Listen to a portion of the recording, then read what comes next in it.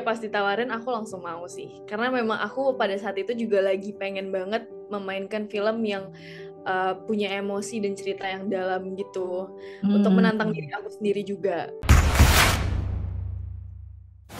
Hari ini teman ngobrol saya tidak seperti biasanya, karena biasanya cuma ada satu orang, tapi hari ini ada dua orang. Cuma saya perkenalkan dulu nih yang ada di hadapan saya, Pak Hamdani. Thank you, Miss Mary. Apa kabar? Baik. Baik ya. Oke, hari ini kita akan ngobrol-ngobrol tentang dunia perfilman, tentang film terbaru juga yang kebetulan memang udah dipakein di kaosnya nih, Angel ya. Tapi menurut saya selain kita bahas tentang Angel, saya tertarik dengan tagline-nya juga. Kami semua punya mimpi. Karena kalau berbicara tentang pengalaman dari Pak Hamdani sendiri kan, tahu saya background sebelumnya kan nggak pernah di dunia industri perfilman Indonesia. Walaupun agak nyerempet-nyerempet ya dunia periklanan. Tapi kenapa akhirnya memberanikan diri untuk terjun ke dunia film dan membuat film? Iya, awalnya sih tahun 2013 ya. Saya buat film pertama. Orang film itu sebetulnya kami juga orang film, tapi production house untuk iklan. Itu sebetulnya belum jadi orang film kalau belum bikin film. Oh gitu? Iya, jadi ada kayak gitu. Jadi kami pingin, idealisme kami pingin bikin satu tontonan yang berkualitas. Itu memang cita-citanya ternyata gitu. Juga sutradara atau kru semuanya juga begitu. Jadi kalau udah bikin film itu kami orang film. Oke. Pokoknya semua production house biasanya memang mimpi besarnya pengen benar-benar bikin film layar lebar yang ditayang di bioskop gitu ya. Betul. Oke, tapi itu memang mimpi cita-cita kecil. Iya. Awalnya kami hanya production house biasa, cuman lama-lama tertantang juga untuk bikin karya yang baik, yang idealis. Ya seorang produser juga pasti punya rasa idealisme. Kalau di iklan kan nggak ada. Jadi kita bekerja berdasarkan pesanan aja. Oke. Nah tapi kan kalau industri perfilman, apalagi film Indonesia, itu kan banyak banget tantangannya dan itu kan sangat berbeda dengan dunia periklanan. Kalau bikin iklan kan mungkin yang tayangnya sekitar berapa sih, 1 menit, 1,5 menit gitu. Sedangkan kan kalau film itu pertama budgetnya jauh lebih besar. Kedua itu kan bukan pesanan, dalam arti kan kalau pesanan kan ada yang order bikin jadi udah pasti profit. Sedangkan kan kalau film tergantung nih banyak yang nonton nggak, dapat sponsor nggak, is a gambling. Tapi apa yang membuat berani dengan mengetahui berbagai macam resikonya untuk buat film di Indonesia? Kepingin, memang salah satu mimpi kami ya kalau udah bikin film ya kami jadi orang film. Paling nggak apa yang sudah kami lakukan, yang sudah kami kerjakan ada meninggalkan jejak yang baik. Tapi kalau iklan ya enggak lah, ya itu just bisnis biasa. Tapi kalau film ya pasti akan ditonton, nantinya siapapun bisa nonton. Karya siapa nih? Nah kayak gitu tuh. Oke. Dan kalau nggak dicoba kan nggak pernah tahu ya. Iya. Oke. Kalau gambling sih pasti ya, pasti. Iya. Deg-degan nggak bikin film pertama? Enggak deg-degan? Enggak. Biasa aja. Biasa aja. Oke. Deg-degan maksudnya ini bakalan untung atau rugi? Enggak. Film pertamanya by the way judulnya My Idiot Brother ya. Iya. Itu 2013. Dan reviewnya cukup positif. Sebenarnya apa arti kebahagiaan buat kamu?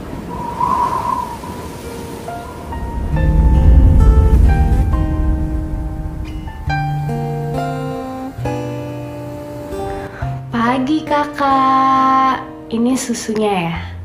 Makasih. Selamat ulang tahun kakak. Kakak. Tapi nanti kalau Angel punya pacar, kakak jangan galak-galak ya.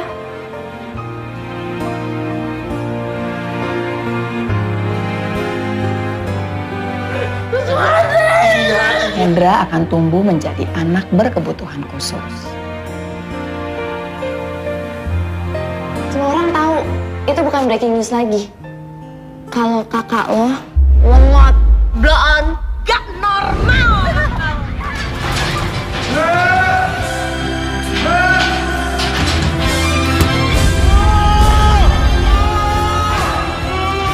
Kakak diam gak?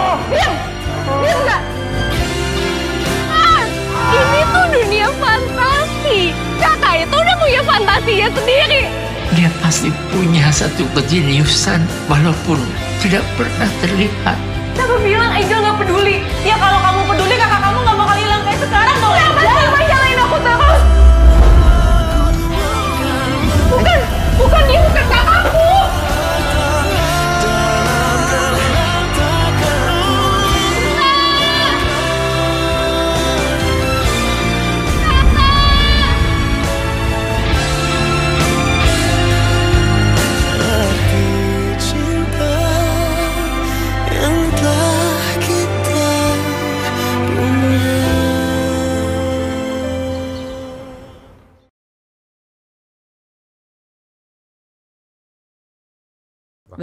Betul.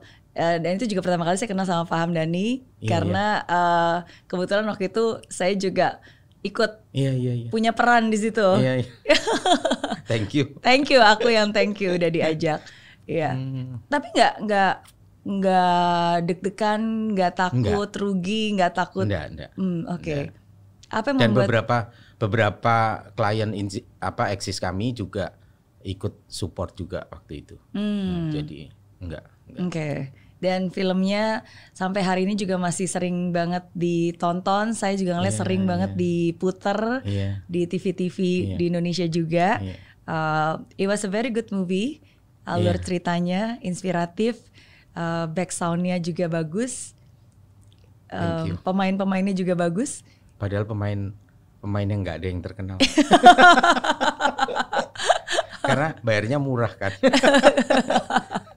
Oke, tapi dengan alur cerita yang meaningful menurut saya itu membekas sih. Paling nggak mendidik lah, kontennya mendidik. Iya, betul. Dan akhirnya dari My Idiot Brother yang dibuat 2014 berarti ya? 2013. Oh, tepat 10 tahun yang lalu. Iya, lama ya. Lama. Sekarang muncul lanjutannya My Idiot Brother 2, Angel. Sequel kedua, Angel. Jadi sama topiknya tentang berkebutuhan khusus. Kenapa membuat sequel? Ya karena yang pertama udah bagus. Saya pingin bikin lagi dan juga isunya masih oke lah. Isu apa yang ingin diangkat lewat film ini? Sebetulnya kan sekarang ini kalau orang berkebutuhan khusus itu kayak ada stigma buruk gitu ya. Terus kemudian para generasi yang sekarang mungkin juga punya stigma yang buruk terhadap anak-anak berkebutuhan khusus. Nah, saya pengen nampilin kalau ini loh masih ada gitu generasi muda yang memiliki empati terhadap anak-anak berkebutuhan khusus. Jadi mendidik lah gitu. Saya pengen seperti itu. Supaya kita bisa mengenal tentang dunia mereka, apa yang menjadi tantangan mereka, dan mencoba untuk bisa lebih memahami Karena hanya dengan memahami ya kita bisa lebih mengerti. Oke. Kalau film sebelumnya fokusnya kepada si anak yang berkebutuhan khusus ini, sekarang fokusnya lebih ke kakaknya. Kan itu ceritanya meninggal, terus meninggal si anak ini pingin berbuat suatu kebaikan kepada anak-anak berkebutuhan khusus karena teringat kakaknya, jadi kayak bales gitu, bales hal yang positif. Dan akhirnya hal itu dilanjutkan ya. Dilanjutkan. Tapi film ini berbeda loh dengan yang sebelumnya.